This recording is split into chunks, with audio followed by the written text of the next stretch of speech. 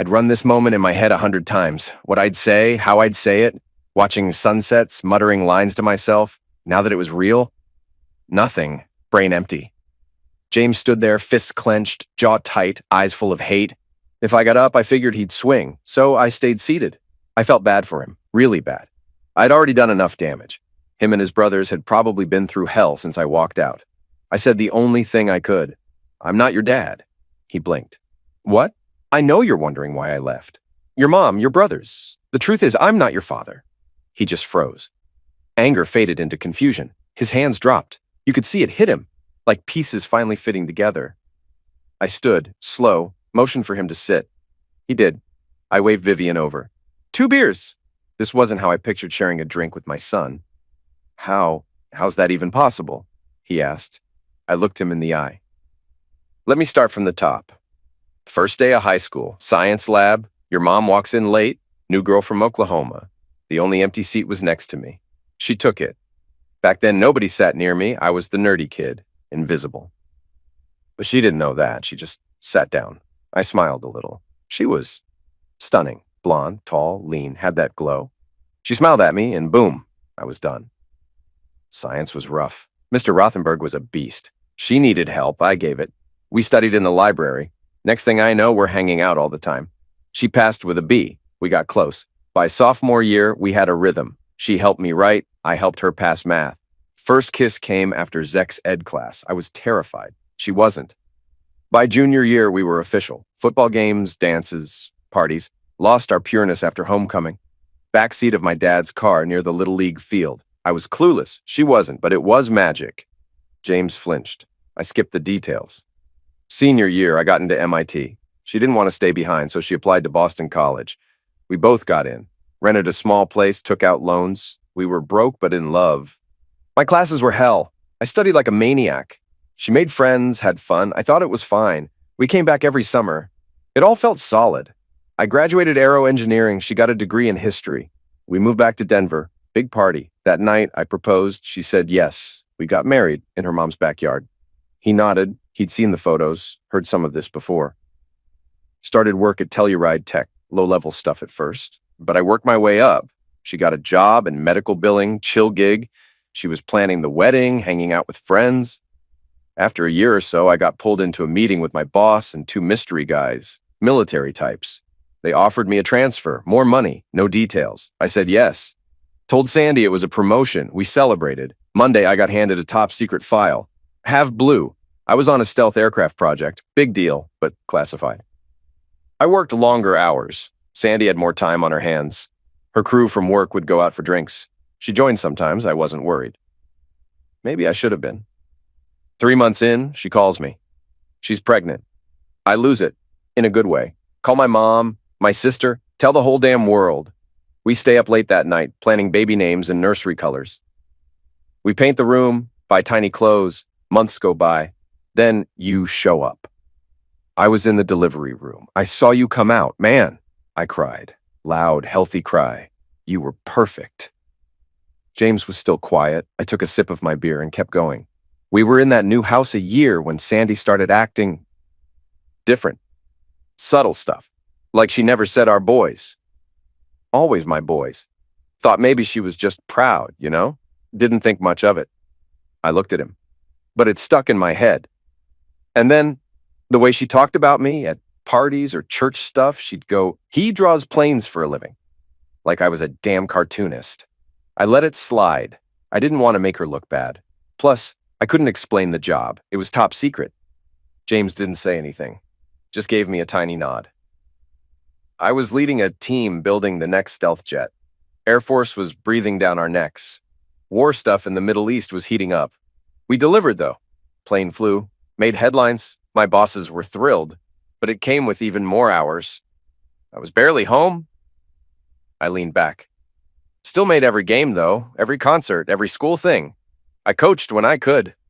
Hell, I was dead tired all the time, but I was there. He looked at me like he finally believed that part. When Daniel started school, Sandy had more time on her hands. We didn't need the money, so she didn't go back to work.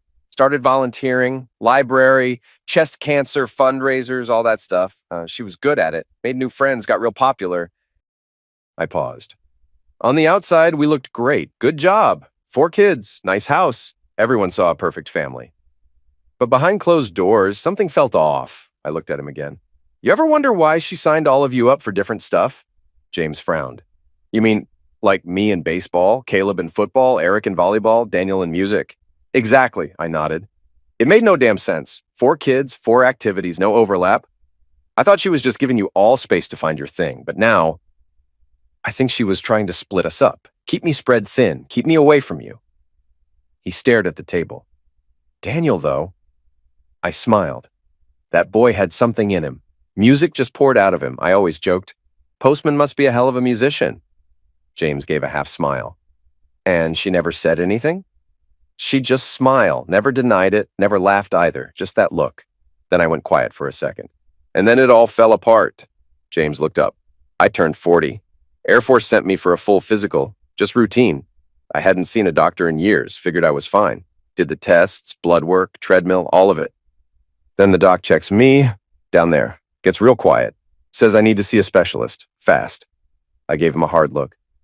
When the system moves fast, you start to worry. He nodded slowly. Didn't tell your mom, didn't sleep that night. Next day, went in for more tests. CAT scan, blood work again. Doc seemed calmer afterward, told me to come into his office. I paused. He sat me down and said, we thought it was a tumor. It's not, looks like scar tissue. Then he asked if I'd ever had a major injury. I rubbed the back of my neck. Only one I could think of was that dirt bike crash when I was 14. Flipped over the bars, landed hard, spent a couple days in the hospital, got better, moved on.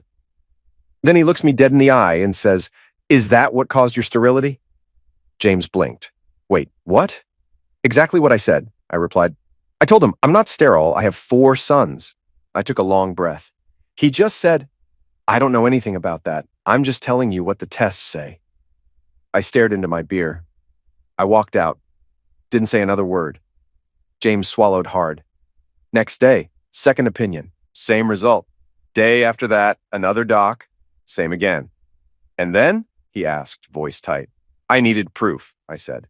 So I took all 4 of you to the clinic, told your mom we were getting flu shots, but they were DNA tests. I looked him in the eye. You remember that day? James nodded, slow, eyes glassy. Yeah, I remember. 2 weeks later, the test results came in. Thought I'd already hit bottom. I shook my head. I was wrong. I swallowed hard. None of you were mine. Not one. And worse, each one had a different dad. James flinched. I was wrecked, I said. Didn't know how to breathe. I walked straight into the first bar I saw, sat down, stared at my glass like it had answers. I looked away. My mind went nuts. Questions, regret, rage. I thought back, looked for clues, some sign, something. Nothing. Whole marriage was fake. My life, fake. I drank till I couldn't stand. Got poured into a cab. Woke up the next day with a hangover that felt like a shotgun to the brain. I went to work, tried to act normal, couldn't focus. My team sent me home. James stayed quiet, didn't blink. That night, Sandy made spaghetti, poured Chianti, wore some tight blue dress, tried to play the perfect wife. You boys were at a game. She sat across from me like nothing happened, smiling, chatting like it was any other night. But I saw her, really saw her, and I didn't see my wife. I saw a stranger, a liar, something cold, ugly. I got up, ran to the bathroom. I paused. Threw up dinner, then lunch. Then the last 10 years of my life kept going till there was blood in the bowl. James looked down. She asked if she should call a doc. I said, no, just leave me the hell alone. She actually looked worried then, led me to the guest bed. I cried the whole damn night. It was still dark when I woke up. I didn't know what I was going to do. I just knew I couldn't stay. I drove to Denny's, 8 eggs, first meal I kept down in days. Then I drove to the park, watched the sun come up, blood red sky. You know what they say? Red sky in the morning? Sailors take warning, James said softly. I gave a small nod, drove to work, walked in, told my boss I was done. He tried to stop me. I stared at the wall. I said, nothing's wrong. And I walked out. Next stop, the bank. Took out half my 401k, about 80 grand. I looked him dead in the eye. Went home.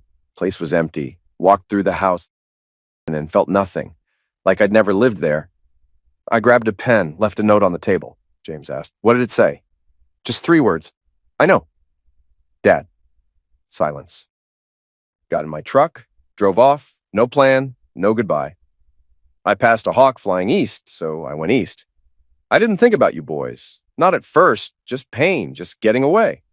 I drove till I hit the Atlantic, somewhere in Maine, slept in my truck, paid cash, burned what cards I had, felt like a ghost.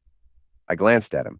One day I walked into the ocean, stripped down, folded my clothes, waded out. He stiffened. I wanted it to end quiet, easy, no mess. But I couldn't do it. I didn't even have the guts to drown. Ended up living out of my truck, got motel rooms when I stank too much, worked odd jobs, washed dishes in Annapolis, fried food in Georgia, drove the Disney tram for a bit, wound up in Atlanta at a brake shop, place called Al's, greasy guy, big gut, cigar never lit. 2 weeks in, I walk in one morning. Al meets me at the door. I did his voice. There's a couple suits here for you. 2 agents, clean suits, no names. I knew the look. Feds. Thought they came to drag me back. I almost ran. But one of them said, "Took us a while to find you. Don't make us do it again. Sit down." So I sat. They asked why I left. What happened? I said, me and my wife had a fight. Couldn't live with her anymore. James let out a sharp breath. They pushed, but not too hard. Finally, the tall one says, "We'll tell Washington you're alive." I asked, "You going to tell my wife?" He shook his head. "She's not our problem." I think they knew everything. They reminded me about my NDAs, threw some light threats, told me to keep my mouth shut. They left. Short one stopped at the door, looked back, said, "I get it, I'm sorry." That was the only time anyone said that. Al kept me around for a week, then I left. I always figured the feds checked in now and then, just to make sure I was still quiet. After that, I drifted west, New Orleans, Houston, Phoenix, coast to coast. I cried a lot, thought about you boys, wondered what I missed, but I couldn't come back, not with what I knew. By the second year, I was just tired, numb. James leaned forward, quiet. That's when stuff clicked. I remembered names. Sandy had coworkers named James. Caleb, a guy named Daniel, played guitar. Sandy always talked about him. Said he was in a band. I looked hard at him. And that's when it hit me. They weren't just names she liked. They were names of the men she screwed. Men who fathered you. James wiped his eyes. I don't know if she did it on purpose. Maybe it was a joke. Maybe she was proud. But she knew. I rubbed my face. I hit bottom on the West Coast. But something weird happened. I started watching sunsets. One night I sat on a bluff, watched the sky bleed orange over the ocean, and I felt calm. I kept doing that. Every night, different spot, same sun. It helped, just a little. Then one day I was in Seattle working tables at a family diner. 2 nerds walked in, busted out a plane drawing, executive jet. I served them water, took one look and said, "The intakes are wrong." James blinked. I smirked. They thought I was nuts.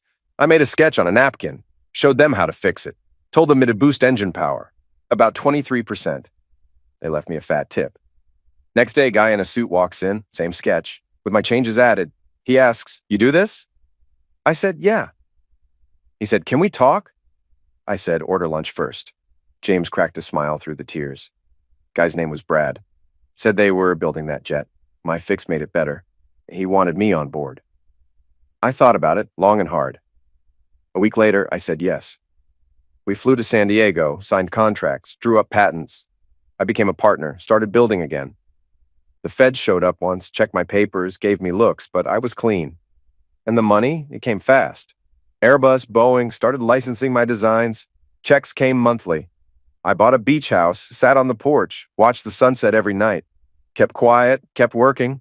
I looked at James. And for 5 years, I ain't told this to anyone, not a soul. He stared at me, voice low. "Why tell me now?" I leaned forward. "Because you showed up. And I've been alone too damn long." I looked at James. His face was wrecked, like a man twice his age. Bar was dead quiet, just a few folks left. Vivian caught my eye, then looked away quick. Her eyes were red too. I kept my voice low. "So, what now?" James barely whispered, "I don't know." Tears ran down his face. "Your mom or brothers know you found me?" He shook his head. "No, nobody even knows I was looking." "What are you going to tell them?" I don't know. Gotta think." "There's a lookout a half-mile west," I said. Good place to sit, watch the waves, think stuff through. You got somewhere to sleep? He nodded. Yeah, I'm good. He stood, looked bad, like the truth had taken the fight out of him. I didn't move, didn't know if I should hug him, shake his hand, or just let him go. He didn't wait. He walked up, grabbed my shoulders, pulled me in. We hugged, tight. His tears hit my neck. Mine hit his shirt. Sandy was a ghost now, a wound that never healed.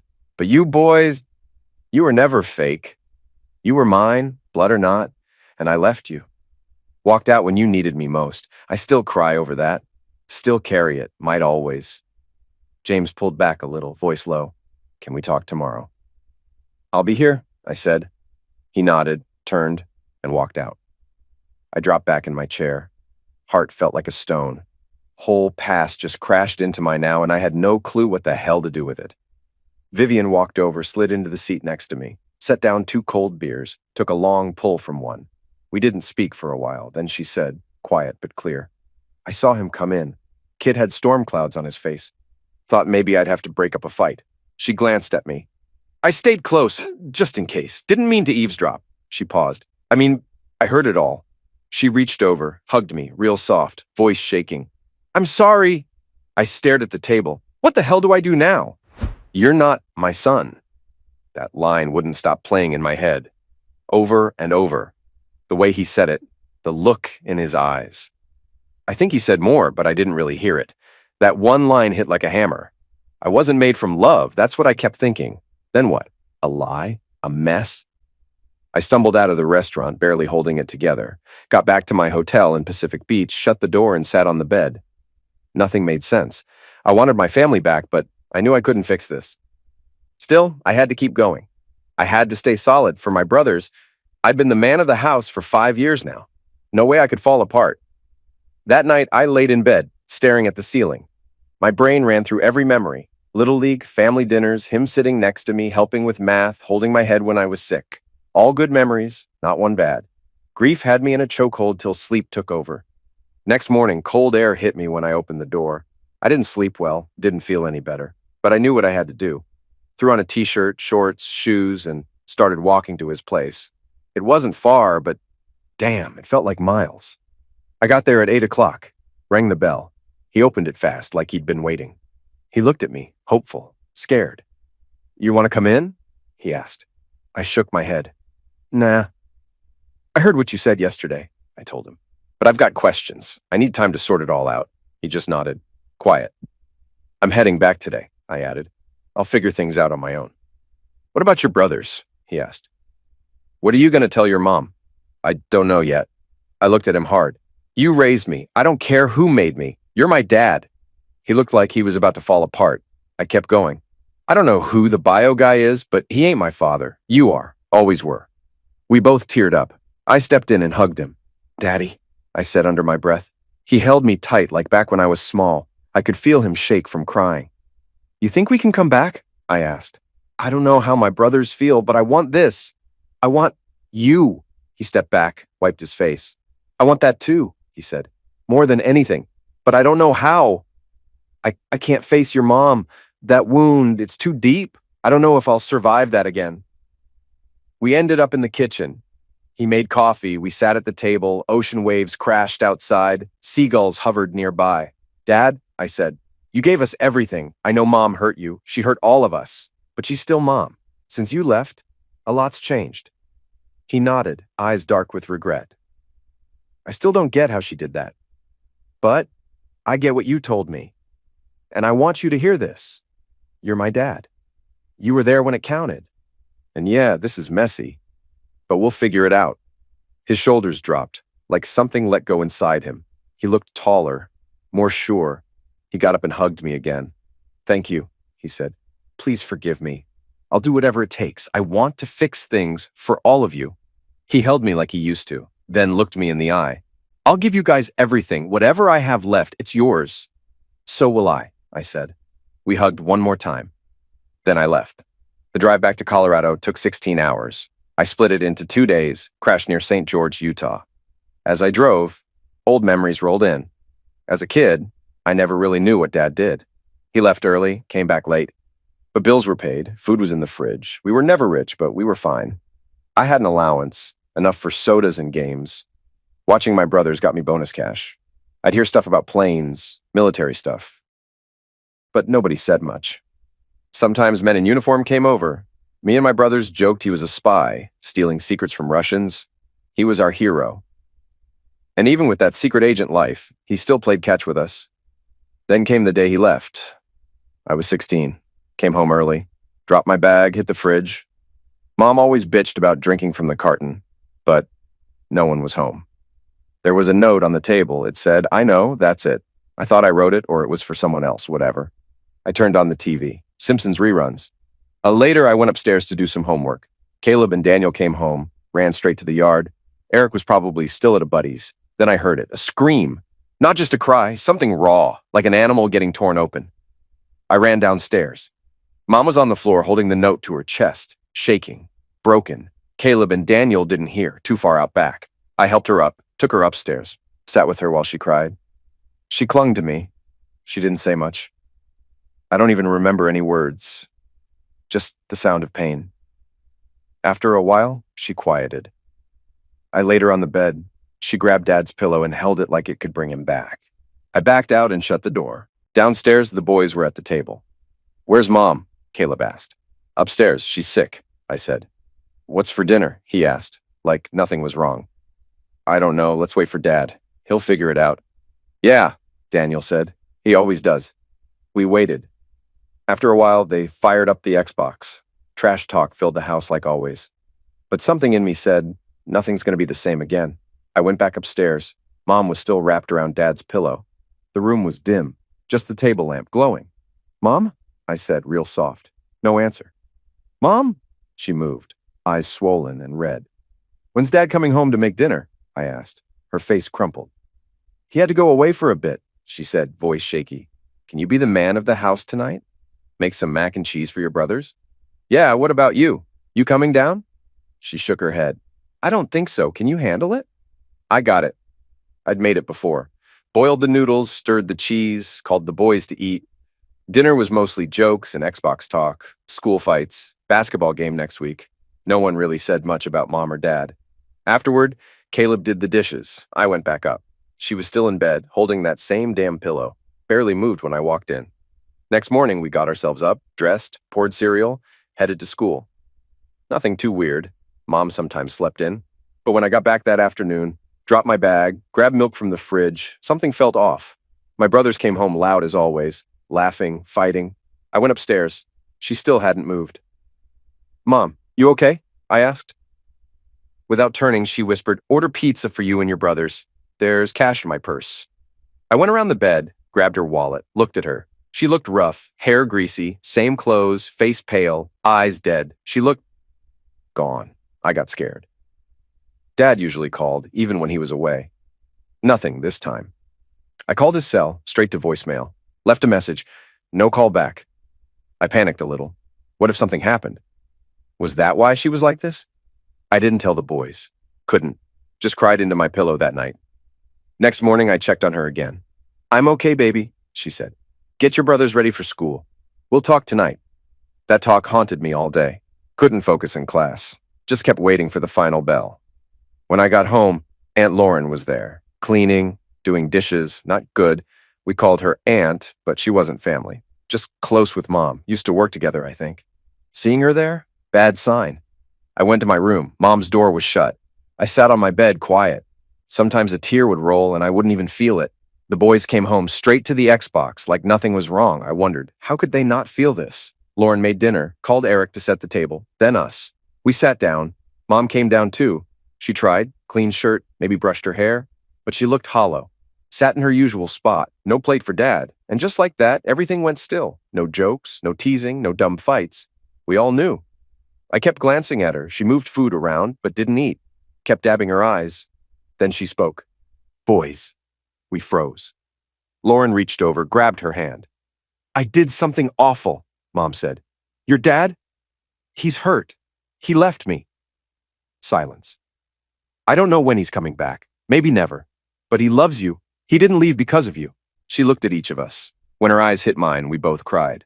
At the end of the table, I heard someone sob, Caleb maybe, or Eric. Things are going to be different, she said.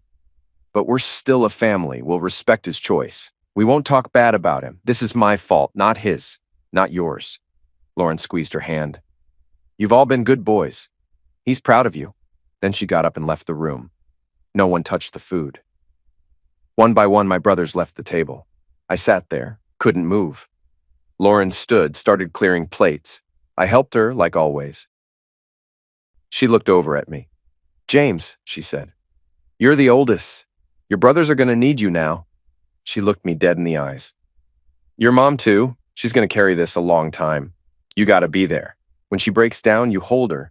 You remind her she's still loved. You remind her she's still needed. She paused. Can you do that? I nodded, didn't trust myself to talk. But in my head, I was screaming, who's going to help me? Tears came again. I went upstairs. That dinner? That was the start of everything falling apart. Before that night, Mom still volunteered at the cancer center. A week later, she got a paid job. I won't make much, she said. We'll have to watch money. And just like that, the extras vanished. No more games, no more dinners out, not even chips in the pantry. My brothers griped about it more than me. That's when I knew I had to step up. I quit after-school sports, got a job at Denny's, talked Mom into signing a work permit, bussed tables, filled coffee, cleaned messes, 20 hours a week, minimum wage. But I got tips, split it with my brothers, $30 each. It helped. But it wasn't just money. We all felt the guilt. Each of us thought we did something to make Dad leave. If I hadn't failed that math test, if I caught that ball in the game, if I told him I loved him more. All of us carried that. Caleb locked in on school, straight A's from then on. If he ever comes back, he told me once, I want him to be proud. Eric turned to sports, trained harder, played every season. He was all conference, almost all American, but he never dated, never had time. It was all for Dad. Daniel took it another way. At first, Daniel wouldn't stop playing his guitar, locked in his room, strumming radio songs on repeat, and he was good. But when he turned 13, things changed. He started hanging out with some rough kids. By 14, I was pretty sure he was smoking dope. Came home red-eyed, stumbling, smelling like smoke. I tried to talk. You don't own me, he snapped one night. You ain't my dad. He meant it, and it stung. I didn't know what to say. I felt useless. By then, I was working full-time, 40 hours, now a waiter, decent cash, still splitting it with my brothers. And Mom? She was slipping. Every month, she faded more. About 6 months after that dinner, she stopped pretending. She knew Dad wasn't coming back. She worked all the time. 50, 60 hours. Came home, made dinner, disappeared into her room. The strong, glowing woman I called Mom was wasting away. I couldn't stop it. Aunt Lauren dropped by once a month, said hi, told jokes, tried to lift the mood. She was the only person who ever came over. Then the blame hit. Mom owned up to it being her fault, but we all dealt different. Caleb and Eric started blaming Dad. He bailed. He could have forgiven her. He left us. You could see it in their faces. They were pissed. Daniel flipped the other way, took Mom's blame and ran with it. He hated her for it. They fought bad. I had to break it up more than once. Me, I was stuck in the middle. I knew she messed up, but Dad's silence felt like its own kind of betrayal. He just gave up on us. By 19, I started trying to find him. I asked Mom once if she'd looked. She teared up. I tried, found nothing. I believed her, so I hit Google, found old stuff. His degrees, articles from some engineer mags, no phone, no address, dead ends. Then late summer, I found something. A San Diego half marathon, his name, his age, said he lived in La Jolla. He used to run 10Ks, I remembered. The race had pics. One shot in the crowd, I saw him. Blurry, but I knew it was him. That night, I packed the car and left. Made it to St. George before crashing at a cheap motel. Grabbed a burger, in bed by 9, but I just stared at the ceiling till after 1. I kept thinking, what if I find him? What do I say? And worse, what if I tell my brothers the truth about Mom? They'd flip. It could break her. But I was the oldest. This was mine to carry. By 7, I was back on the road, heading for San Diego, gas tank full, heart heavy. As I drove, I kept hearing Dad's voice in my head. How hurt he sounded. I got it now. I knew what betrayal felt like. See, a few months back, this girl got hired at the restaurant, Vanessa Brown. She was fine, curves, smile, bubbly as hell. Guys stared when she walked in, but for some reason, she liked me. I was busy with work and school, didn't have time for much. But one night after a shift, we were talking, trash-talking rude customers, guessing tips, and I just blurted it out. Want to grab a coffee? She smiled. Sure. We hit Starbucks. I got a black coffee. She ordered some fancy venti thing. $8 later, we sat and talked for hours. It was easy, fun. She laughed at my dumb jokes. After I drove her back to the lot. Before she got out, she kissed my cheek. I had fun, she said. Let's do it again. So we did. Coffee turned to dinner, talking turned to flirting. 3 weeks in, she looked at me and said, I'm off Friday. Think you are too. I knew what that meant. Want to go out Friday night? I asked. She grinned. I'd love to. Things moved quick. After a month or two, she invited me over. Roommate was gone for the weekend. That night, we hooked up. My first time. After, we just laid there, her breath on my neck. I wondered if I was her first too. We kept dating. 5 months in, I gave her a promise ring. She jumped on me, kissed me like crazy. I was happy. But around 8 months, stuff shifted. I got called in for a double. Another girl had an emergency. I told Vanessa I couldn't see her. She said it was cool. 2 hours in, the girl showed up. Problem solved. She wanted the shift back. I said sure, changed, and figured I'd surprise Vanessa. She lived on the second floor. As I climbed up, I passed her window. Curtains were cracked open. I looked. She was on the couch, kissing Simon Joyner, the morning manager at work. I froze, knocked on the door. She opened it, face pale. I didn't think, she started. I cut her off. Calm. I was supposed to be at work. I'm not. Looks like you had other plans. That's fine. I reached for her hand. But I want my ring back. Don't want you jerking off Simon with a hand wearing my ring. I slid it off her finger. It's been real. If we pass on the street, don't look at me. I won't look at you. Then I left. Went home. Straight to bed. Didn't sleep. Next morning, I packed and drove to San Diego. Maybe I was just like Dad, running from pain instead of facing it. I got back a few days later, around 6, just in time for dinner. Mom called us to the table. Same jokes, same noise. Eric looked up. How was San Diego? I lied. Talked about the zoo, SeaWorld, said the schools were great. Daniel looked stoned. Caleb just shrugged. Mom didn't seem to notice. Then she asked, How's Vanessa? I paused, then told her the truth. When I got to the part about the ring, she lost it. Ran from the table, crying. Eric muttered, Smooth move, man. They went back to messing around. I just sat there, staring at my food. What was I supposed to say? How do you break your mom the way Vanessa broke me? Yeah, both cheated, but Mom's hit harder. She had kids by other guys. I was holding a nuke, and I had to be smart about using it. But life didn't stop. Caleb started at the local college. He had offers, but didn't want to leave us. Eric was about to graduate, looking at schools. That's when I had an idea. Next day after school, I pulled them aside. Ever think about San Diego State? I asked. Caleb, you could transfer in. Eric, start as a freshman. You could even share a dorm. They looked unsure. San Diego's far, Caleb said. From Mom, from Daniel, from you. We'll manage, I told them. Eric was into it fast. Caleb dragged his feet. We showed him maps, apps, info. But the more we pushed, the more he pulled back. Then Friday, it all blew up. We were in Eric's room working on apps when Caleb snapped. Why are you pushing this so hard? He asked. Why not Colorado? We'd still be close. I tried to stay calm. San Diego's just better. Cut the crap, he said. What's really going on? I looked at them both. Dad's there, I said. Silence. Eric blinked. Wait, Dad? In San Diego? You talked to him, Caleb asked. The questions poured in. Where is he? Why'd he leave? What did he say? I raised my hands. Found some stuff online. After Vanessa, I hit the road. I found him. We talked. He misses us. They were quiet, shaken. I've kept in touch. Told him you guys might apply out there. He wants to help.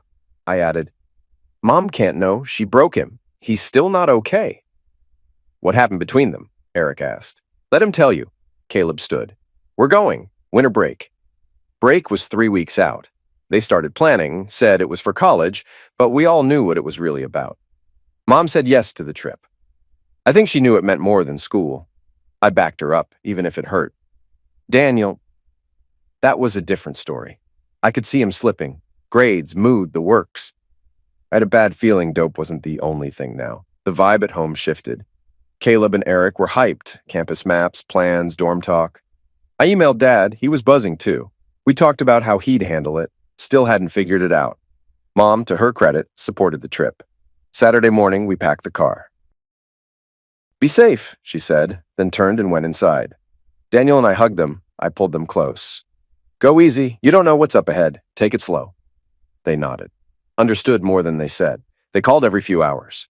I tracked them on the map. Around 12:30, we got the call. We're here, Caleb said. Just checked in. Good, we said. Call in the morning. But Mom didn't know the truth. They weren't at a hotel. They were staying with Dad. I had a feeling that night was heavy. The next 3 days, they sounded high on life. San Diego was great. The school perfect. Weather perfect. They met someone who could help with apps, but I didn't get a private word with them, so I didn't know what Dad told them. They got home Friday at 5. We were waiting outside. Smiles. Big ones. They jumped out, ran straight to me. James, they shouted, hugged me like they were never letting go. We applied, Caleb said. They hugged Daniel, then Mom. I noticed her hugs were shorter, stiffer. Something was said. She felt it. We ordered pizza and ate together. They talked non-stop about the trip, loved the campus, said they'd figure out the money. Later, Mom went to her room. Daniel vanished too. It left just us. We finally talked. He was so happy to see us, Caleb said. And we were happy too. What did he tell you? I asked. Caleb looked down. Everything. He told us everything on the drive home. And we're not telling Mom, Eric said. No point in crushing her more. They said they moved to San Diego after graduation, and they meant it. In the next few months, they stayed locked in. Caleb nailed his finals. Eric got MVP in 2 sports. They were focused. But Daniel, he kept slipping. Harder pills, I was sure of it. I tried to talk to him. It blew up. I sat down with Mom. She knew. She'd tried to help. Daniel wasn't having it. Losing his brothers, on top of everything else, was breaking her. She dropped weight. Her hair lost shine. She looked tired all the time. Then right after Christmas, Daniel vanished. 3 days later, cops found him in a pill house. High, barely there. We checked him into rehab, 2 weeks. He fought at every step. During one family session, he snapped. You drove him away, he yelled at Mom. This is on you. Mom broke down, crying hard. I tried to calm him. He wasn't done. You pushed Caleb and Eric away too. You wrecked us. Mom wiped her eyes. You're right, she said. This is my fault. I broke it. I've tried to fix it. You can hate me, but don't hate yourself, please. Don't throw yourself away too. Not for me. That ended the session. She could barely walk after. I helped her to the car. She looked wrecked, empty. 2 days after Eric's last final, they packed up and left. Tears, hugs, promises. They called from San Diego, said they were settled into a small apartment. School started in 7 weeks. They were stoked. I booked a trip for August. Couldn't wait to see them, to see Dad. Took an early flight. They were all at the airport. Dad, Caleb, Eric waiting for me. The reunion was unreal. Big hugs, big laughs. We went for lunch. Talked like things were finally okay. For the first time in years, I felt peace. Then Thursday, the call came. Mom's voice was shaking. James, it's Daniel. He overdosed. Can you come home now? 3 hours later, I was on a flight home. What I didn't know, Dad was too, flying back at the same time. I landed, rushed straight to the hospital. Found Mom in the ICU, sitting beside Daniel's bed. She held his hand, eyes swollen from crying. I tried, James, she sobbed. I really did. I know, Mom, I said, hugging her. We all did. You stay, I told her. I got this. Go home, sleep. She didn't want to go, but I pushed. She left and promised to be back at first light. A few hours later, Dad walked in. He looked wrecked. I've been gone too long, he said. This is on me. I need to fix it. I looked at him. How? I thought about it on the plane. We moved Daniel. Get him out of here. Somewhere real, near his brothers, San Diego. A real clinic. He needs help, and maybe being near them, near me, can help. We talked it through. He said he could get the company jet. Daniel would fly with a nurse. Rehab center in San Diego. Family therapy after. Being away from Mom might help him reset. Dad stayed that night with me and Daniel, left before sunrise. Still wasn't ready to face her. When Mom got back, I told her the plan, all of it. She surprised me. I think it could help, she said. He's angry. Maybe space is what he needs. Behind the scenes, Dad got it all lined up. Monday morning, an ambulance would bring Daniel to a private airfield. He'd fly out, nurse on board. Once settled, the doctors would decide when and how to bring Dad into it. It felt right. That Sunday night, Mom and I came home and found Aunt Lauren waiting. Hot coffee. 3 mugs on the table. We sat, talked about next steps. Then Mom turned to me. James, she said, you should go with him. What? I blinked. He needs you, she said. You've been his father these last 5 years. He still needs that. I looked at Lauren. She nodded. I felt trapped. I rattled off reasons I couldn't: school, work, bills. They shut it all down. I'll be okay, Mom said. Lauren's nearby, but Daniel, he needs you. That was that. Next morning, they pretty much shoved me onto that plane. Jet had room. I sat beside Daniel the whole flight. He was quiet. My being there helped. Mom made the right call. Daniel checked into rehab without a fight this time. 27-day program. Caleb, Eric, and I visited often. I sat in meetings, talked with doctors. Slowly, he started to shift. His head got clearer. He was seeing things again, feeling stuff. Second week in, we brought Dad into the mix. Family therapy started. Once a week, all 4 of us brothers sat with a shrink. We unpacked it all: the pain, the mess, the years of silence. Then came the day we brought Dad in to see Daniel. Therapist started the session with questions about him. Let Daniel talk first. I miss my dad, he said, voice shaking. I hated not having him. I needed him. We were all crying. Therapist asked, if you could say anything to him, what would it be? Daniel didn't pause. I'd tell him I miss him. I forgive him for leaving. I want him back. I want him to forgive me and Mom, all of us. Then the door opened. Dad walked in. Daniel looked up. First he was blank. Then came the look, and then the tears. He stood, legs gave out, and dropped to his knees, sobbing. Dad rushed in, dropped with him, held him close, like when we were little. Caleb, Eric, and I joined them, all of us holding each other, crying.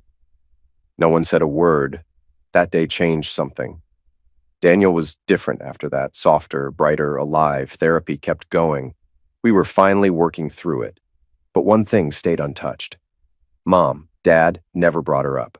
I didn't know what she really felt. Could we bring her into this? Could we even tell her we'd found Dad? I kept her in the loop on Daniel, his progress, his mood, but I never mentioned Dad. She sounded happy, but there was something in her voice. Like she knew, but didn't ask. After 2 months, I thought maybe I should visit her. I think I'll come home for a few days, I told her. She paused. That's kind, but Daniel needs you more? Her voice was calm, solid. I let it go, but still made plans to visit soon. A week later, we were having dinner at Dad's place. My phone rang, thought it was Mom. It wasn't. Aurora area code, not her number.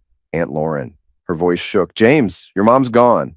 Her words hit like ice. My skin went cold. Everything froze. We flew back. Private jet, landed in Denver around 1 a.m.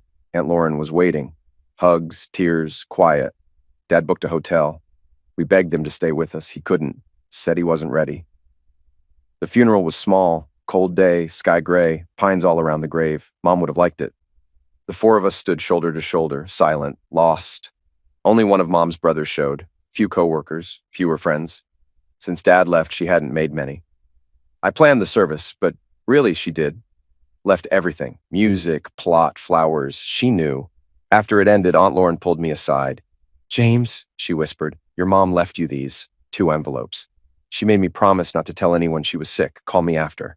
I nodded, took the letters, tucked them into my coat. None of us knew she had cancer. Looking back, she'd looked worse. I thought it was stress, or Daniel, or heartbreak. I should have seen it. I barely remember the rest, just the look on my brothers' faces when I told them. That was Lauren, I said. Mom's dead. She had cancer. Daniel's knees gave out. No! No way! She can't be! Tears poured out. Dad grabbed him, held him. Caleb and Eric joined in. So did I. All of us, wrapped in grief. Dinner was forgotten. We sat on the deck, staring at the ocean, not talking. I finally asked, Dad, what now? He looked at us, voice firm. We go back to Colorado. He pulled out his phone, called for the jet. 3 hours later, we were in the air, headed home. The next few days were a blur, calls, forms, last-minute stuff. The service had already happened. No big gathering, just Aunt Lauren, Dad, and us 4. That night, Lauren made a simple dinner. We barely said a word while we ate. Afterward, we all ended up in the living room, just sitting there. No one really talked. Then Lauren broke the silence. She asked stuff, soft, slow, easy, little things to pull us into memories. She started with me, then the others joined in. She knew what she was doing, calm, patient, careful. She kept us steady, steered us through the mess with questions about the good days, The small moments, the kind that still made us smile. Dad didn't say much, sat off to the side. Lauren gave him a few looks, hoping he'd speak, but he stayed quiet. Still, she kept us talking. And for a while, the grief had room to breathe. By the time we wrapped up, we were still hurting, but lighter somehow, like something inside cracked open. Lauren stood, grabbed her coat. "I'll be back in the morning," she said. Dad got up too, muttered something about the hotel, and left. I went to my room. As I took off my jacket, I felt something shift in the pocket. The letters, 2 white envelopes, my name on both in Mom's writing. One had a line across the front. "Open me first." I sat on the bed, took a breath. My throat felt tight. I opened the first one. The same writing that used to leave notes in my lunchbox now felt heavier than anything I'd ever held. And I started to read. James, if you're reading this, it means the cancer won. They say truth brings peace. I don't think I get peace, not after all I've done. I know where I'm going, and I know I've earned it. You and your brothers have had questions for years. Some I never answered. I owe you that now. I'm not asking for you to forgive me, just try to understand. I kept the truth to protect you. That's what I told myself. But really, I was scared. I held on to the secret that broke our family, and now it's yours. You've carried so much already, James. I hope this truth takes some of that off your back. We had a full life. Even in the last 5 years, I had moments of real joy because of you boys, more than I deserved. What hurts the most is knowing a lot of it was built on lies. But your memories? They're still real. Don't let my truth erase them. You did fall out of that pine tree. Your dad did panic and try to tape your arm before rushing to the ER. That was real. That was love. Keep those memories close. They're yours. They matter. Your brothers see you as their rock. I hope that never changes. You were the strong one. You helped me stay standing, even when I was falling apart. James, my son, my heart, I'm sorry. Please, if you can, forgive me. You were told your dad and I met on the first day of high school in Colorado. That part's true. But my story starts 2 years before that, in Stillwater, Oklahoma. I was born there. So were my 2 brothers. We had a good life. Dad worked insurance. Mom stayed home. We didn't go without. You've met my brothers once or twice. We had a big family. Tons of cousins, aunts, uncles. Parties were wild. Sometimes 100 people packed in. My dad's closest sibling was his brother, Jack. Uncle Jack had 3 sons. We were all close. I saw them like brothers. They looked out for me. I was the youngest and a bit of a tomboy, climbing trees, getting dirty, keeping up with the boys. Then I turned 14. We were climbing the big oak tree outside the library. I slipped maybe 20 feet up. A branch broke. I bounced off others and hit the ground hard, blacked out. Jack was the adult with us. He carried me home, laid me in bed, gave me ice. Then he undressed me. I told him no. I knew it was wrong. I was just a kid, but I knew. He said he had to check for bruises, said he was in charge, told me to stay still. I cried. He didn't stop. He hurt me in the worst way. After he said it was my fault, said I shouldn't have climbed the tree, said if I told anyone, they'd blame me. I cried myself to sleep every night that week. My folks thought it was from the fall. The bruises matched. Nobody guessed. But it didn't stop. He kept finding ways to get me alone, once a month, for almost a year. I tried to stay away from my cousins. My parents didn't get it. They thought I was being moody. They forced me to hang out. Then one day, my dad came home early. He found Jack in my room, on top of me. What I saw in my dad's face, pure rage. He pulled Jack off me and kicked him badly. I remember the chaos, shouting, sirens, and blood on my clothes. Police came. So did an ambulance. They talked to all of us. Then the family split. Dad's parents begged him to let it go. Forgive Jack. Don't ruin the family. But my dad didn't bend. He gave them a choice. Back us and send Jack to jail or cut us off for good. They tried to talk him down. He said no. Jack went to prison. And we moved to Colorado. Dad never spoke to his family again. But I didn't heal. I felt like I broke everything. Like it was all my fault. I believed no guy would ever want someone like me. Then I met your dad. I was scared of boys. I was in therapy. It helped a little, but the fear never left. Your dad was different. He never rushed me, never pushed. We became study partners. He was great at math. I was better at English. We helped each other. We got close. I fell for him, hard. He asked me to homecoming. I knew what that might mean. I wanted to be close to him. But I was scared. No one had touched me since Jack. I couldn't sleep the whole week before. But that night, your dad was gentle, kind. He held me, made me feel safe. That's when I knew. He was the one. When he got into MIT, I fell apart. The idea of being apart broke me. My parents helped calm me down, and our families figured out a way for me to go to Boston College. I followed him to Boston. That's when the cracks started. He was buried in work, always at the library. I was alone a lot. The old fear came back. I started hanging with kids who partied. I flirted too much just to keep people around. I never cheated, but I didn't tell him about it either. I should have. We moved back to Colorado after college, got married. Life felt good for a while. I had a job at an insurance company. He started his dream job. We had peace. But the old damage didn't go away. It hid, waited. Your dad's job got demanding again. He worked late. I was alone, again. I started going out after work with coworkers, drinks, a few laughs. One of them was James. He worked reinsurance, looked a bit like your dad. Worse, he reminded me of Jack, and I didn't see it at first. One night, everyone left the bar early. Storm was rolling in. I panicked, didn't want to be alone. James was still there. He smiled. I followed him home. He offered me a drink, then another. Then it happened, on his couch.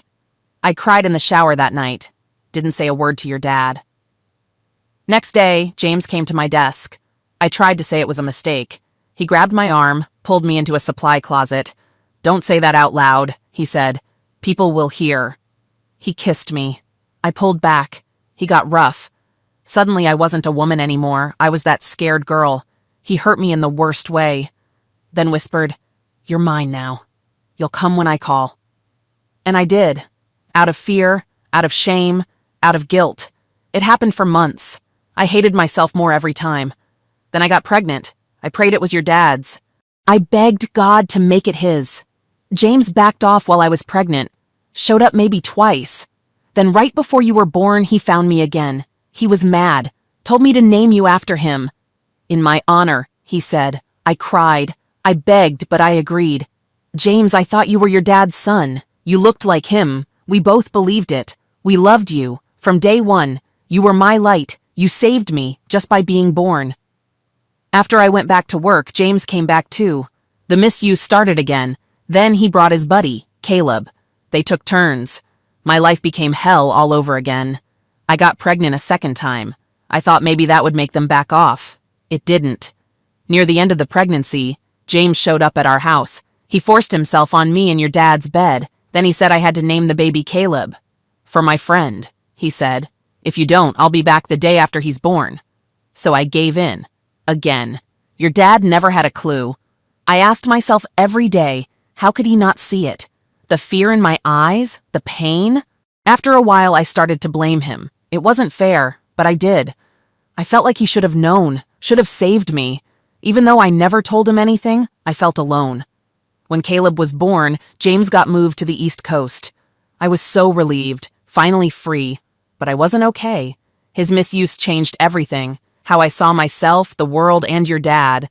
I stopped seeing him as my protector. I stopped believing he ever was. And I didn't even see how twisted my thinking had become. Even with all that, I still tried to be a good mom. I gave you boys everything I had. But inside, I felt like I was failing. I worked part-time, kept the house going, but I felt lost. Your dad was busy chasing his career. I was drowning in loneliness. That's when Susan came into the picture. A coworker. She pushed me to go out, have fun again. I didn't think much of it at first. But her group, they were close. Too close. Before I knew it, I was caught in it. We'd party every week. She'd always end the night with one of the guys. After a while, so did I. I don't remember their names. Then I got pregnant again. I stopped partying right away. 9 months later, Eric was born. At the time, I still believed he was your dad's. You all looked so much like him. Same smile, same eyes, same dark hair. Your dad wanted to name Eric after his own father, but I'd lost all respect for him by then. I said no, named him myself. After that, I slipped again, went back to Susan's group, chased noise to drown the silence. It didn't take long before I got pregnant again. Your dad was thrilled. He wanted a daughter. But when Daniel was born, I knew. He was different. He looked different, moved different, felt different. I prayed your dad wouldn't notice. We decided I should get my tubes tied. 4 kids. He was happy. I was scared. Afraid of bringing more lies into our lives. I quit working, focused on raising you boys. I tried so hard to be the mom you needed. But I had no respect left for your dad. He never found out. And in my broken head, that meant he didn't care, didn't love me, didn't deserve mine, or yours. Here's the truth, though. I did know how important his work was. I listened. I searched his briefcase, his pockets. I heard the way he talked about planes, defense stuff, secret projects. He was doing real work. Big work. And me? I was cheating, lying, dying inside. James, when you were 5, I started volunteering, trying to be helpful, trying to feel whole. But those meetings led to drinks, and drinks led to more running. I couldn't be alone. When I was, the ghost came back. I'd see Uncle Jack in every shadow. I felt like he was still out there waiting to hurt me again. One night, walking to my car, someone came up behind me. I panicked, swung my purse as hard as I could. It knocked a young girl, broke her jaw. She'd just been heading to her car. That was my wake-up call. Someone at the nonprofit gave me a number. A therapist, Dr. Lauren Harper. She saved my life. We talked through everything. Uncle Jack, James, the lies, the shame. I told her things I'd never told anyone. She said I had trauma. Deep stuff I never healed from. She helped me see how I carried that pain everywhere. How I took it out on your dad. How I turned him into the enemy when he was never the problem. She showed me the truth. He was a good man, a loving dad, a loyal husband. He was there, always. Games, recitals, dinners, birthdays.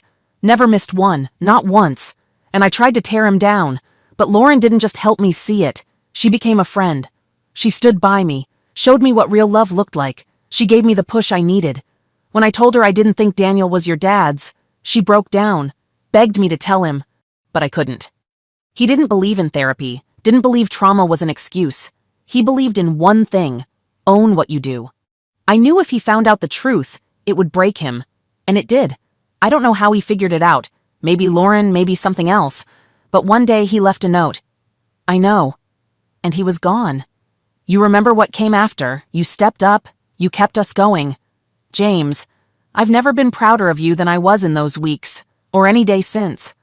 3 days after he left, I called Lauren. She came right away, pulled me out of bed, told me my sons needed me. She dragged me back to life. We started over. As a broken family, but still a family. You carried so much, James. You gave up your life to hold this house together, and your dad, even when he was gone, his spirit stayed with you. You had his strength, his heart, his drive. I tried to find him. I swear I did. I called everyone. No one had seen him. I begged his coworkers for answers. Got nothing. Then one day the FBI showed up, said they were checking in. I told them the truth. I messed up, not him. I begged them to believe me, that he'd never hurt this country. They didn't tell me anything. A few months later, someone at his old job slipped, said the FBI found him in Atlanta. I asked again, but nobody ever confirmed. 2 years later, I hired a private eye, scraped together what little I had. Nothing. So we moved on. And you, James? You became the man of the house. Gave your brothers a shot at a real life, gave up your own. You should have been in college, chasing dreams. Instead, you stayed. You worked. You carried us. And I'll never stop being thankful for that. It was about a month after your San Diego trip when I found out the truth. I knew why you went. Vanessa wasn't it. I saw it from the start. Girl was a hoe. I just hoped when you found out it wouldn't wreck you. But when you came back, you were different.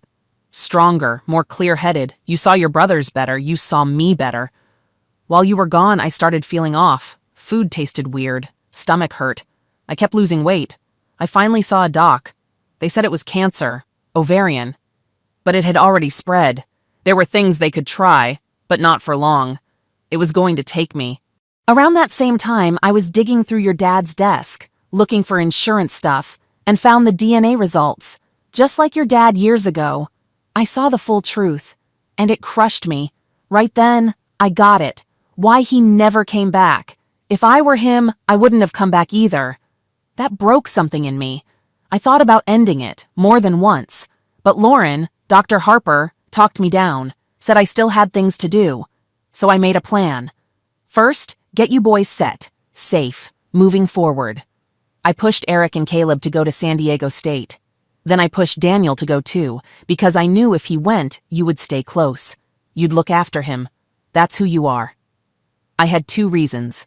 1, I didn't want you here watching me fall apart. I already broke this family once. I didn't want to let my end be the last thing you saw.